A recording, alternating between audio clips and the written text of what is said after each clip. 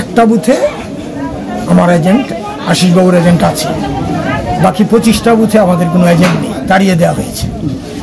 বললাম আমি প্রিসাইডিং অফিসারদের, এখানে যখন আমি ঢুকছিলাম একজন 80 বছরের ভোটারকে টেনে নিয়ে যাচ্ছিল দুজন যুবক। আমি তাদের দূর দিতে চাই না, আমি ওনাকে ধরলাম, আপনি কি করছেন? আমাকে নিয়ে যাচ্ছে জোর করে, লাইনে দাঁড়িয়েছে। এই চলছে আর কি। আর বিভিন্ন বুথের সামনে জটলা, নিয়ম নেই, 200 মিটারের মধ্যে জটলা বেঁধে রাখা, বাধা দেওয়া হচ্ছে। এজেন্ট ছাড়া ভোট হলে যা হয় তাই হবে। আমি দিনের শেষে কথা বলবো। আমি যাচ্ছি, ভোটের এই হচ্ছে চিত্র, উইদাউট পোলিং এজেন্ট। হ্যাঁ, polling is being commenced. What can I say?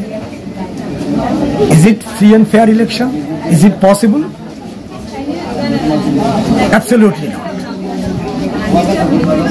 এটুকুন পর্যন্ত এটাই বলতে পারি।